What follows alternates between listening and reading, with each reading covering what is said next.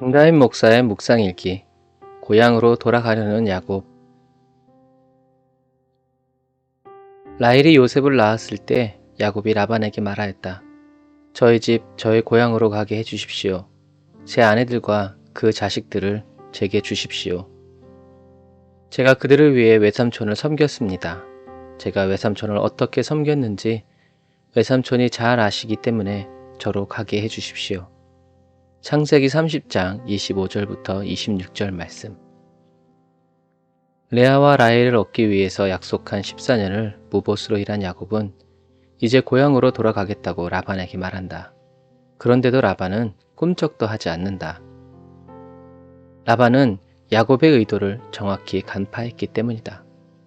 그래서 이제 라반은 내가 너에게 줄 품삯을 정하면 내가 그대로 주겠네 라고 말하며 야곱을 설득한다. 라반은 야곱 때문에 하나님께서 자신에게 복을 주신 것을 알고 있었고 야곱도 여호와께서 자신의 발길이 닿는 곳마다 라반에게 복을 주었다고 고백하고 있다. 그러면서 야곱의 진심이 나온다. 여호와께서는 제 발길이 닿는 곳마다 외삼촌에게 복을 주셨습니다. 그런데 저는 언제 제 집을 세울 수 있겠습니까? 14년 동안 무보수로 두 아내와 11명의 아들을 낳은 야곱은 이제 당연히 본전 생각이 났을 것이다. 야곱과 라반은 서로 임금 협상에 유리한 고지를 차지하기 위해서 치열한 협상을 하는 것이다. 라반은 야곱이 자신의 모든 가축들 사이를 돌아다니면서 얼룩이나 점이 있는 양들과 검은 새끼 양들과 얼룩이나 점이 있는 염소들을 골라내는 것을 허락하지 않고 자신의 아들들을 그날 바로 보내어 다 골라내어 자신의 아들들에게 맡기고 나머지 양들을 야곱에게 맡긴다. 그리고 사흘길을 떨어뜨려 놓는다. 라반도 참 지독한 사람이다. 철이 철을 날카롭게 하듯이 하나님은 사람 막대기와 인생 채찍으로 하나님의 사람들을 단련하신다. 이것이 은혜다.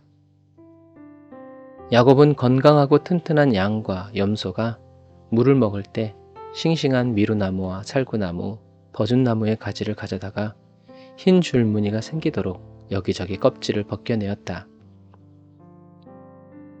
우리나라 성경의 신풍나무는 중국어 영향이다. 이 신풍나무는 우리가 흔히 보는 플라타너스, 버준나무의 일종이라고 보면 된다. 그러자 건강하고 튼튼한 가축들 사이에서 점과 얼룩, 검은색이 있는 새끼들이 태어나기 시작했다. 예전에 나는 이것이 야곱의 믿음이라고 생각했다. 바라봄의 법칙이라고 배웠다. 그런데 성경을 공부해 보니 야곱의 이런 행동들은 하나님께 묻거나 듣거나 한 방법이 아니라 그 당시 목동들 사이에 있었던 미신적인 관습을 그대로 따른 것이었다. 하나님께로부터 온 말씀이 아니라 그 당시 만연하던 풍습이었던 것이다. 물론 오늘날에도 임신을 하면 잘생긴 사람, 예쁜 사람의 얼굴을 보고 태교를 한다고 한다. 그러나 아무리 그래도 태어나 보면 엄마 아빠의 본판을 그대로 닮아서 나온다.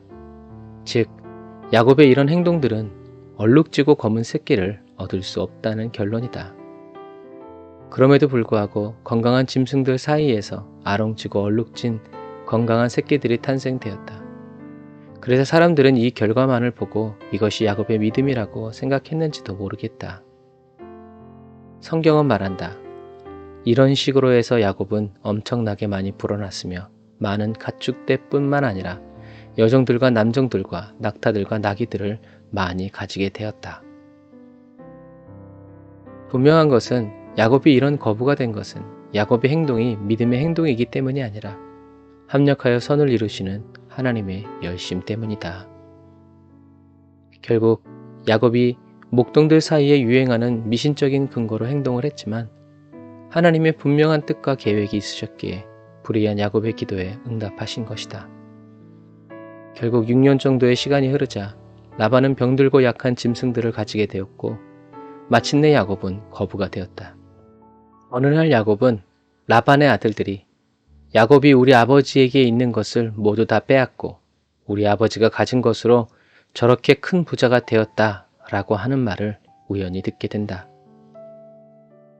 야곱의 인위적이고 인간적인 방법의 끝은 결국 라반과의 충돌로 이어진다. 하란에 온 지 수십 년이 지났지만 야곱은 평강이 아닌 불안과 음모, 살인의 영이 떠나지 않는 삶을 여전히 살아가고 있는 것이다.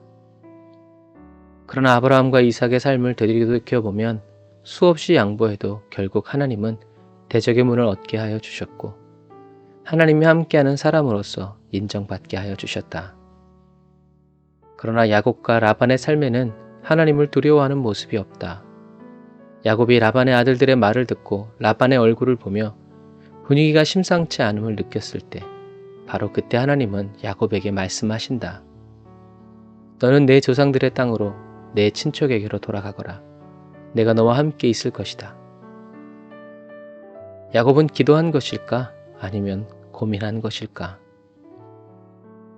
야곱이 기도했다는 말이 없으니 아마도 야곱은 심각하게 고민을 한 것 같다. 그래서 야곱의 삶은 야곱의 공로가 아닌 전적인 하나님의 은혜로 인한 삶이다. 은혜 아니면 살아갈 수가 없다.